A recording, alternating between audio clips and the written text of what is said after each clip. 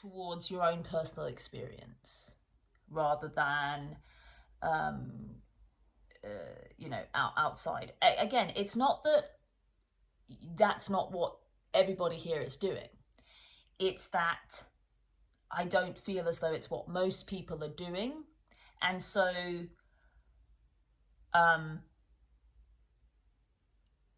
it's almost like I want to teach people my foundation, if that makes sense. Or I want to share with people my experience, and that's not necessarily present. The I in me, the self in me, is not present enough. That's kind of what I feel like it is. It's that the self, the individuality of me, I am not present enough. The I am is not present enough in what I'm sharing, because there's a little bit too much of a collective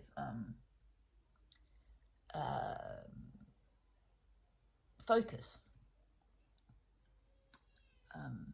Okay, I hope that makes sense. But essentially, on a kind of like brighter note, or a less kind of like confusing note, I have a very clear way of communicating that. It's going to take some time, and so that's going to be happening next month. And it's really, really probably the most powerful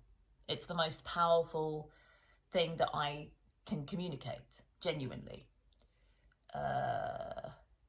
How the self is one with all.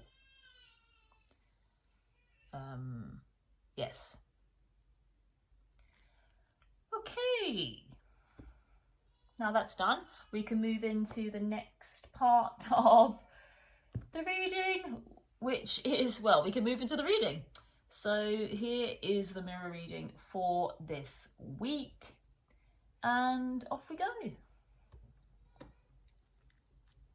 Bottom of the deck is, oh, here we go, Two of Cups. I mean, it just doesn't get any more beautiful than this. I mean, this really is two as one, right? This is kind of what I was talking about, what I'm trying to explain, is that, you know, we are all different and the same.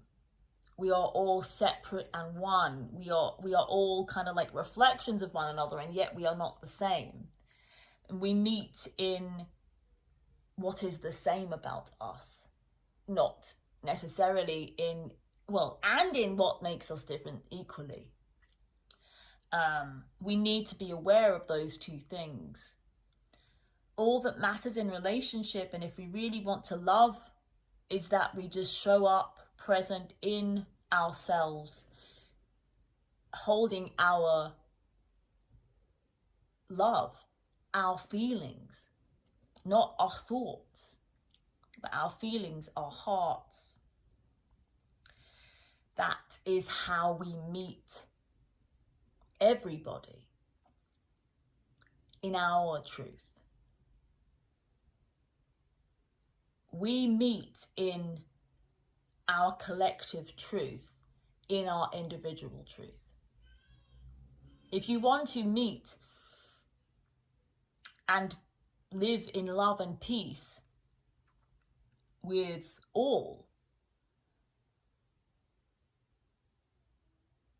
the learning is just to connect with both what makes us different and individual, and what makes us the same. And I feel as though this Two of Cups really communicates this very effectively, because there's a certain amount of symmetry and sameness in the two people, but they are different and they are separate.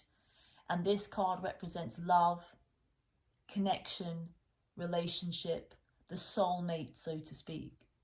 If we are present in our bodies and in our soul, in the part of us that is not our body, that is not our mind, that is not our thoughts about ourselves, then we can meet everybody and hear everybody. And it's the most important aspect of a free, peaceful, and loving world where genuinely, everybody is included, regardless of what our ideas are. First card for you is the Page of Pentacles. Second card for you is Justice. That Justice been around a lot this week. Second card, third card for you even, the Moon. Fourth card for you, Page of Swords. First card for the Mirror, Ace of Pentacles. Second card for the Mirror, Five of Cups. Second card, why is the third card the second card today? I do not know. Third card today, Queen of Pentacles.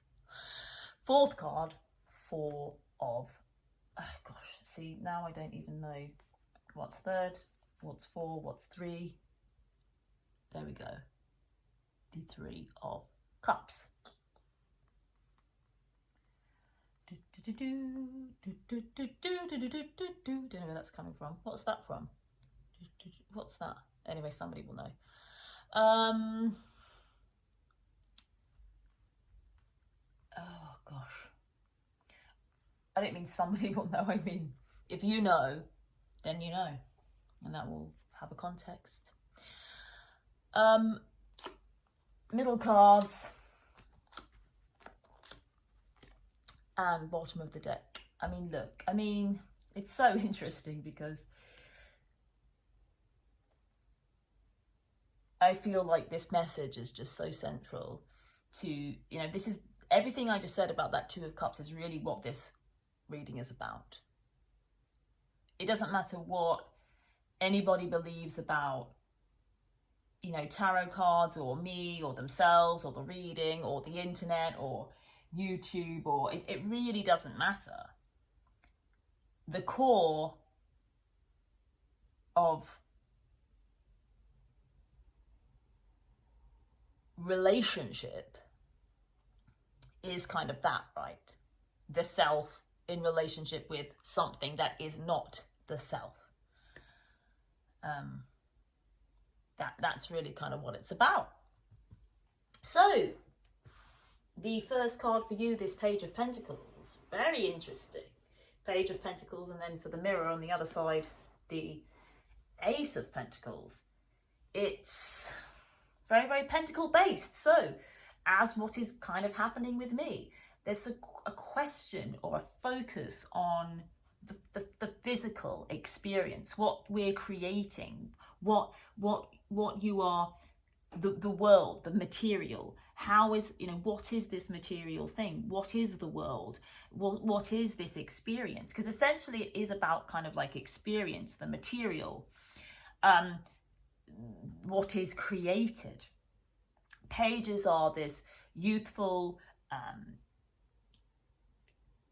new energy that kind of is just bringing things forth. So they're kind of they're kind of like, it's like the first answers that start to ruminate after a question has been asked, right? It's kind of new. It's